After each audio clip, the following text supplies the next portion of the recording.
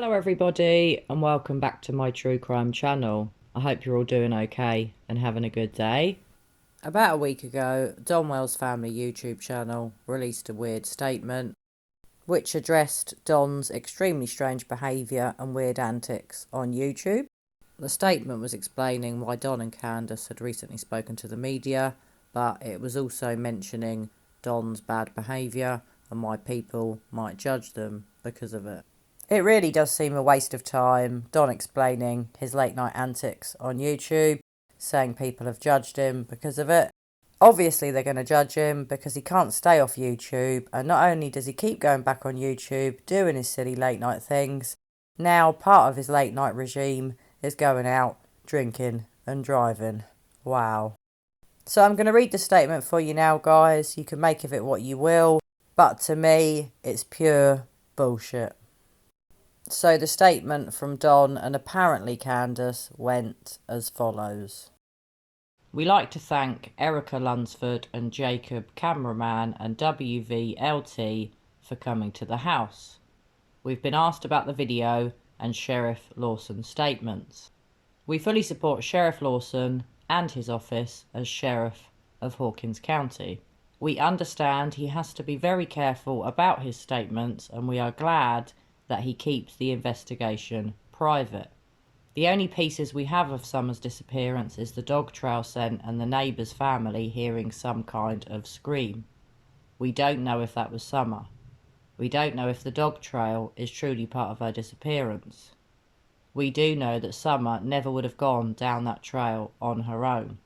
So maybe she played with the dogs and they took her scent. Or maybe the boys had their own scent on them and went down through there. But if it was Summer, she probably would have been carried because she was so small. We just don't know, but these are the only clues we have. At least we have these. We just don't know. We were asked why we chose WVLT to come here. We liked Erica when we met her. She came to one of the prayer vigils and was really nice. This was the first time to allow news media because things had gotten so bad online and sometimes news, so we just stopped everything.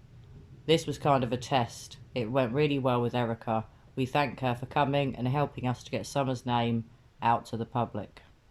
They are in Knoxville, so it spread the word out about Summer further than just locally and let us get our feet wet trying to use the news media again.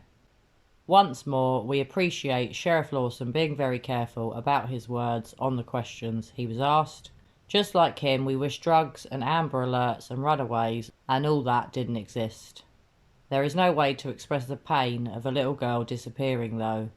We know many think we had something to do with Summer missing, but they have not been with us when grief overtakes us, or the horrible thoughts that torment all night of where our little girl is. And is she being tormented or abused? There are no words for the depth of those mind battles and nightmares which have nearly broke us completely many times.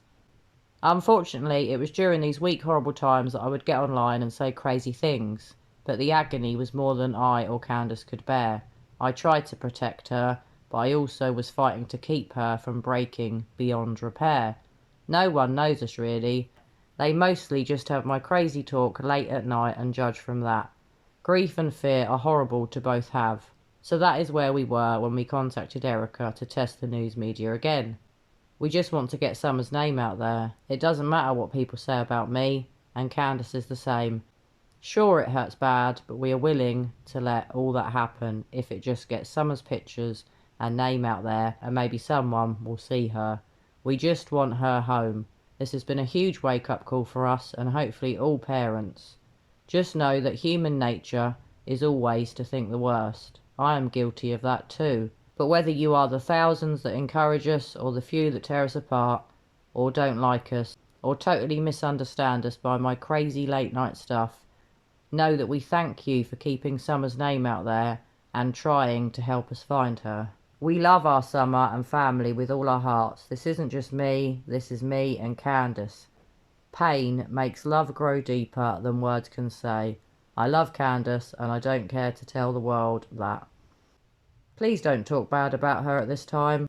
I have been told, and it is true, that a broken mother is the greatest break there is. Imagine the fear on top of that because you don't know what your daughter is going through each day or night. Love and prayers, Don Candace. So this was recently shared on the DonWells family YouTube channel, and the title of the video is Don Candace Family, WVLT News Story and Some Personal Thoughts. Find SummerWells.com, SummerWells. So if you want to see this for yourself, guys, it is still on the DonWells family YouTube channel. So I have to say, this half-hearted attempt from Don, and apparently Candace, but I'd say it's just from Don, to explain Don's very weird antics on YouTube is all a bit too little too late, in my opinion. And look what's happened now. DonWells was arrested for a DUI. How is this going to help find Summer? How is Don's disgusting and terrible behaviour going to help find his daughter? How is it going to help him and Candace get their 3 children back, Summer's brothers, from foster care? It's not going to help them, and looking at this, I can't see them ever getting their children back. So what a mess this is, guys. What a messy situation. What a shit show. I really am saddened by all of this. I'm saddened that poor Summer had to grow up with parents like this. Parents that are clearly on the edge, taking drugs, drinking too much, going out driving when drunk to buy cigarettes. Is so irresponsible, and it really isn't a good look for Don or for Candace. So let me know what you think about this. Do you think Don's statement was a load of old hogwash? A load of old hooey? Did he really mean it? In my opinion, he can't have meant it, because not long after he gave that statement, he was back on YouTube, drinking whiskey. He goes out to buy cigarettes and gets busted drinking and driving. Wow. So as usual, guys, I want to know your thoughts. Please pop your comments below. Let me know what you think about this. Do you think Don's recent statement on his YouTube channel was ridiculous? Especially considering that he went back on YouTube behaving badly at night and then got busted drinking and driving. What an idiot. Now, it's not really an apology from Don. It's more of an explanation as to why they're now dealing with the media once again.